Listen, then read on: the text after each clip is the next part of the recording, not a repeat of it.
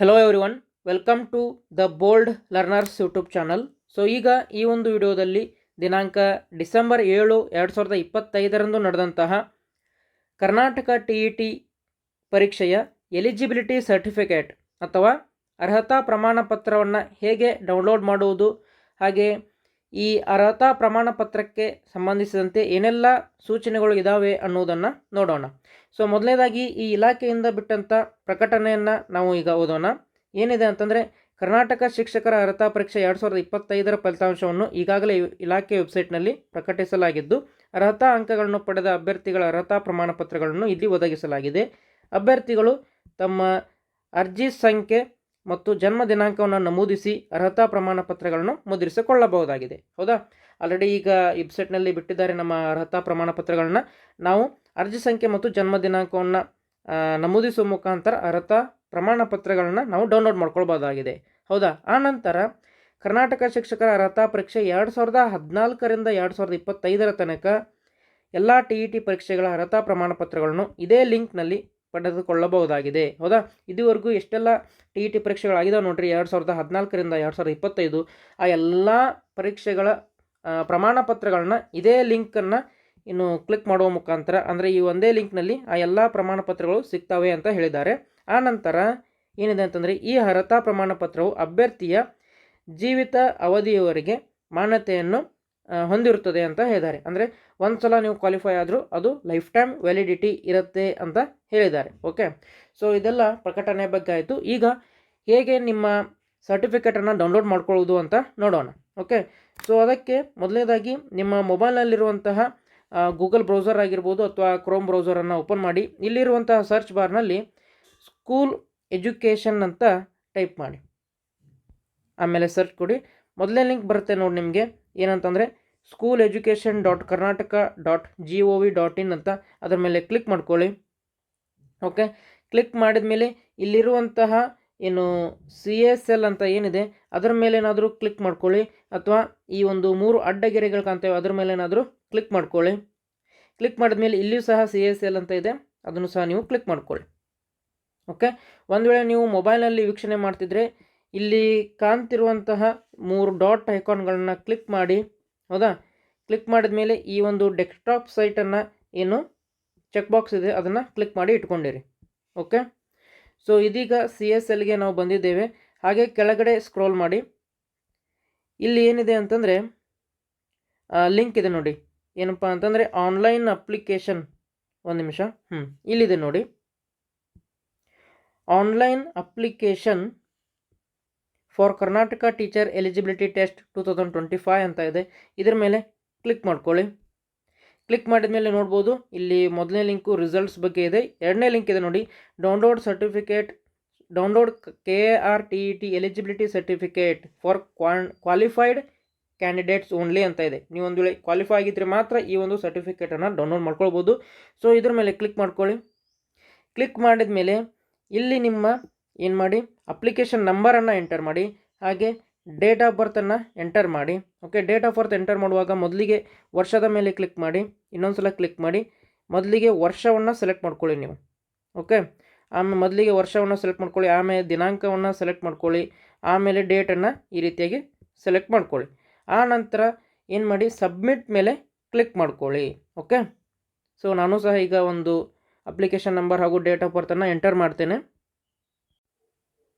So submit ಅಂತ click ಮಾಡಿದ ಮೇಲೆ ಈ ರೀತಿಯಾದಂಥ ಪೇಜ್ ಓಪನ್ ಆಗುತ್ತೆ. ಇಲ್ಲಿ ನೀವು ನೋಡ್ಬೋದು, ನಿಮ್ಮ ಹೆಸರು ಸಹ ಕಾಣಸಿಗುತ್ತೆ, ಆಮೇಲೆ ನೀವು ಎಷ್ಟು ಅಂಕಗಳನ್ನ ತೆಗೆದುಕೊಂಡಿದ್ದೀರಾ ಅದು ಸಹ ನಿಮಗೆ ಕಾಣಸಿಗುತ್ತೆ. ಓಕೆ, ಆಮೇಲೆ ಇಲ್ಲಿ ಕಾಣ್ತಿರುವಂಥ ಡೌನ್ಲೋಡ್ ಸರ್ಟಿಫಿಕೇಟ್ ಅಂತ ಏನಿದೆ, ಆ ಒಂದು ಡೌನ್ಲೋಡ್ ಸರ್ಟಿಫಿಕೇಟನ್ನು ಕ್ಲಿಕ್ ಮಾಡ್ಬೋದು ನೀವು. ಓಕೆ, ಕ್ಲಿಕ್ ಮಾಡಿ.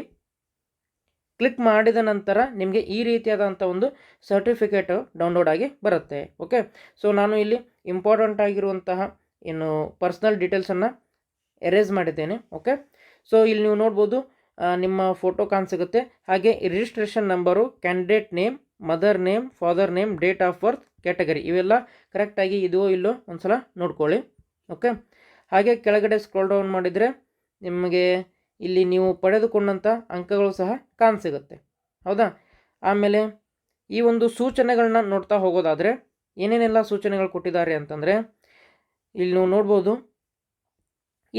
ಇದು ವಿದ್ಯುನ್ಮಾನದ ಮೂಲಕ ನೀಡಲಾದ ಪ್ರಮಾಣಪತ್ರ, ಅಂದರೆ this is an electrically generated certificate ಅಂತ ಕೊಟ್ಟಿದ್ದಾರೆ. ಓಕೆ, ಆಮೇಲೆ CAC does not issue any printed copy of the marks card ಅಂತ ಹೇಳಿದ್ದಾರೆ. ಅಂದರೆ ಯಾವುದೇ ಮುದ್ರಿತ ಅಂಕಪಟ್ಟಿಯನ್ನು ನೀಡುವುದಿಲ್ಲ, ಯಾವುದೇ ರೀತಿಯಾದಂತಹ ಹಾರ್ಡ್ ಕಾಪಿಯನ್ನು CAC ಕಚೇರಿಯಿಂದ ನಿಮಗೆ ತಲುಪಿಸಲಾಗುವುದಿಲ್ಲ. ಸೊ ಹಾಗಾಗಿ ಈ ಒಂದು ಸರ್ಟಿಫಿಕೇಟ್ ಏನಿದೆ ಇದನ್ನು ನೀವು ಒಂದು ಪ್ರಿಂಟೌಟನ್ನು, ಅಂದರೆ ಒಂದು ಕಲರ್ ಪ್ರಿಂಟೌಟನ್ನು ತೆಗೆದುಕೊಂಡು ಇಟ್ಕೊಳ್ಬೇಕು. ಯಾವುದೇ ರೀತಿಯಾದಂಥ ಹಾರ್ಡ್ ಕಾಪಿಯನ್ನು ಇಲಾಖೆಯವರು ನಿಮಗೆ ಕಳಿಸಿಕೊಡುವುದಿಲ್ಲ. ಆಮೇಲೆ ಪ್ರಮಾಣ ಪತ್ರದಲ್ಲಿ ಮುದ್ರಿಸಲಾದ QR ಕೋಡನ್ನು ಸ್ಕ್ಯಾನ್ ಮಾಡುವ ಮೂಲಕ ಈ ಒಂದು ಪ್ರಮಾಣ ಪತ್ರದ ದೃಢೀಕರಣವನ್ನು ಪರಿಶೀಲಿಸಬಹುದು ಅಂತ ಹೇಳಿದ್ದಾರೆ. ಅಂದರೆ ಈ ಒಂದು ಪ್ರಮಾಣ ಪತ್ರ ಜೆನ್ಯೂನ್ ಆಗಿದೆಯೋ ಇಲ್ವೋ, ಒರಿಜಿನಲ್ ಇದೆಯೋ ಇಲ್ವೋ ಅಂಥೇಳಿ ಇಲ್ಲಿ ನೀಡಿರುವಂತಹ QR ಕೋಡನ್ನು ಸ್ಕ್ಯಾನ್ ಮಾಡಿಕೊಂಡು ಇಲಾಖೆಯವರು ಸಹ ಪರಿಶೀಲನೆ ಮಾಡ್ಬೋದು, ನೀವು ಸಹ ಪರಿಶೀಲನೆಯನ್ನು ಮಾಡ್ಕೊಳ್ಬೋದು ಅಂತ ಹೇಳಿದ್ದಾರೆ. ಓಕೆ, ಆನಂತರ ಏನಿದೆ ಅಂತಂದರೆ ಶಿಕ್ಷಕರ ಅರ್ಹತಾ ಪ್ರಮಾಣ ಪತ್ರದಲ್ಲಿ ನಮೂದಿಸಲಾದ ತಿಂಗಳು ಮತ್ತು ವರ್ಷದಿಂದ ಜೀವಿತ ಅವಧಿಯವರೆಗೆ ಮಾನ್ಯವಾಗಿರುತ್ತದೆ ಅಂತ ಹೇಳಿದ್ದಾರೆ. ಅಂದರೆ ಇಲ್ಲಿ ಏನು ಈ ಒಂದು ಡೇಟನ್ನು ಮೆನ್ಷನ್ ಮಾಡಿದೆ ನೋಡಿ, ಇಲ್ಲಿಂದ ಲೈಫ್ ಟೈಮ್ವರೆಗೂ ಈ ಒಂದು ಸರ್ಟಿಫಿಕೇಟ್ ವ್ಯಾಲಿಡಿಟಿ ಇರುತ್ತೆ.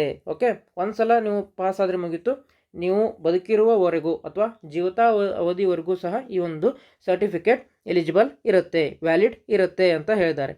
ಓಕೆ, ಆನಂತರ ಈ ಒಂದು ಅರ್ಹತಾ ಪ್ರಮಾಣ ಪತ್ರವನ್ನು ವರ್ಗಾವಣೆ ಮಾಡುವಂತಿಲ್ಲ. ಹಾಗೆ ಮಾಡಿದ್ದಲ್ಲಿ ಅಂಥವರ ಮೇಲೆ ಕ್ರಿಮಿನಲ್ ಮೊಕದ್ದಮೆ ಹೊರಡಲಾಗುವುದು ಅಥವಾ ಹೂಡಲಾಗುವುದು ಅಂತ ಹೇಳಿದ್ದಾರೆ.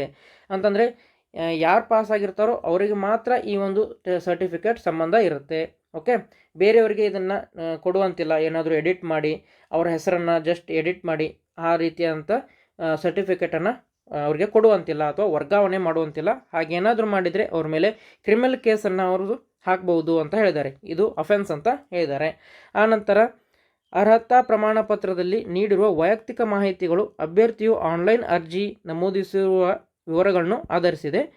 ಒದಗಿಸಿರುವ ಮಾಹಿತಿಗಳು ತಪ್ಪಾಗಿದ್ದಲ್ಲಿ ಅರ್ಹತಾ ಪ್ರಮಾಣ ಪತ್ರವು ಅನೂರ್ಜಿತಗೊಳ್ಳುತ್ತದೆ ಅಥವಾ this certificate will become invalid ಅಂತ ಹೇಳಿದ್ದಾರೆ. ಅಂದರೆ ಈ ಒಂದು ಸರ್ಟಿಫಿಕೇಟ್ನಲ್ಲಿ ಏನೇನೆಲ್ಲ ಮಾಹಿತಿ ಬಂದಿರುತ್ತೆ ನೋಡಿ, ನಿಮ್ಮ ಹೆಸರಾಗಿರ್ಬೋದು, mother name, father name, date of birth, okay, ನೀವು ಯಾವ ಕೋರ್ಸನ್ನು ಮಾಡಿದ್ದೀರಾ, ಇದೆಲ್ಲವೂ ಸಹ ನೀವು ಆನ್ಲೈನ್ ಅಪ್ಲಿಕೇಶನ್ ಹಾಕುವಾಗ ಏನೇನೆಲ್ಲ ಅಲ್ಲಿ ಫಿಲ್ ಮಾಡಿರ್ತೀರ ಅದೇ ಇದರಲ್ಲಿ ಸಹ ಫಿಲ್ ಆಗಿ ಬಂದಿರುತ್ತೆ. ಓಕೆ, ಒಂದು ವೇಳೆ ಅದೇನಾದರೂ ನೀವು ಫಿಲ್ ಮಾಡಿದ್ದು ತಪ್ಪಾಗಿದ್ದರೆ ಈ ಒಂದು ಸರ್ಟಿಫಿಕೇಟನ್ನು ಇನ್ವ್ಯಾಲಿಡ್ ಅಂತ ಕನ್ಸಿಡರ್ ಮಾಡ್ತಾರೆ. ಓಕೆ, ಸೊ ಹಾಗಾಗಿ ಅಪ್ಲಿಕೇಶನ್ ಹಾಕುವಾಗ ತುಂಬ ಜಾಗರೂಕತೆಯಿಂದ ಅಪ್ಲಿಕೇಶನನ್ನು ಹಾಕಬೇಕಾಗುತ್ತೆ. ಓಕೆ, ಏನಾದರೂ ಮೈನರ್ ಮಿಸ್ಟೇಕ್ ಇದ್ದರೆ ನಡೆಯುತ್ತೆ. ಓಕೆ, ಫಾರ್ ಎಕ್ಸಾಂಪಲ್ ಸ್ವಲ್ಪ ಇನಿಷಿಯಲ್ ಆಗ್ಬೋದು ಅಥವಾ ಏನಾದರೂ ಒಂದು ಸ್ಪೆಲ್ಲಿಂಗು, ಓಕೆ, ನಿಮ್ಮ ಹೆಸರಲ್ಲಿರುವಂಥ ಸ್ಪೆಲ್ಲಿಂಗ್ ಈ ರೀತಿ ಆದರೆ ಮೈನರ್ ಇದ್ದರೆ ನಡೆಯುತ್ತೆ. ಆದರೆ ಪೂರ್ತಿ ಇನ್ಫಾರ್ಮೇಷನ್ನೇ ತಪ್ಪಿದರೆ ಇದನ್ನು ಇನ್ವ್ಯಾಲಿಡ್ ಅಂತ ಕನ್ಸಿಡರ್ ಮಾಡ್ತಾರೆ. ಓಕೆ, ಸೊ ಹಾಗಾದರೆ ಇದಿಷ್ಟು ಈ ಒಂದು ಅರ್ಹತಾ ಪ್ರಮಾಣ ಪತ್ರವನ್ನು ಹೇಗೆ ಡೌನ್ಲೋಡ್ ಮಾಡ್ಕೊಳ್ಳೋದು ಅಂತ ಆಯಿತು. ಮತ್ತೆ ಮುಂದಿನ ವಿಡಿಯೋದಲ್ಲಿ ಸಿಗೋಣ. ಜೈ ಹಿಂದ್.